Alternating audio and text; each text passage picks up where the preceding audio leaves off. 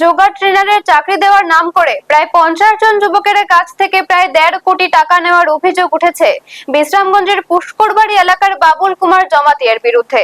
অভিযোগ, চাকরির আশ্বাস দিয়ে একাধিক যুবকের কাছ থেকে মোটা অঙ্কের টাকা নেওয়ার পর বর্তমানে তিনি পলাতক। ঘটনাকে কেন্দ্র করে প্রতারিত যুবকরা বিশ্রামগঞ্জ থানায় অভিযোগ দায়ের করেছেন।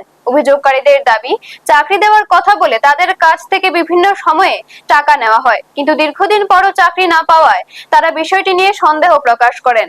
এরপর অভিযুক্তের সঙ্গে যোগাযোগের চেষ্টা করা হলেও তাকে পাওয়া যাচ্ছে না বলে অভিযোগ। ঘটনায় প্রতারিত যুবকদের মধ্যে ক্ষোভ ও উদ্বেগ দেখা দিয়েছে। ব্যুরো রিপোর্ট, নিউজ তৎকাল 24। কি হয়েছে তোমরা? আমরা আজকে আইসি বিশ্রামগঞ্জ পুলিশ স্টেশন আইসি। আজকে আমরা একটা কমপ্লেন নিয়ে চাইছি।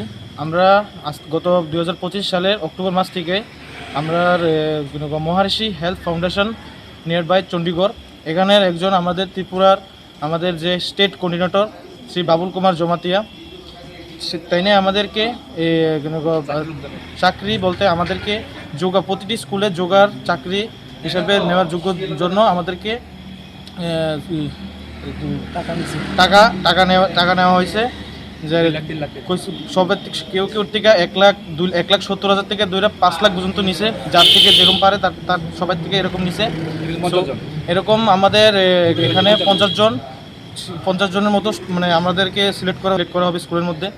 সো এখন তাদের এখন যে আমাদের যে স্টেট কোঅর্ডিনেটর যে এজেন্ট যারাকে বলি বাবুল কুমার জমাতিয়া, সে এখন আমাদের তার এখন বর্তমান যে ফোন নাম্বার ও দুটোটাই সুইচ অফ আসছে, কোনো খোঁজ খবর নেই। সে এখন পলাতক। সো কত টাকা নিয়ে পালাইছে? আনুমানিক প্রায় অ্যারাউন্ড 1 থেকে 1.5 কোটি টাকার মতো সে নিয়ে পালিয়েছে। এখন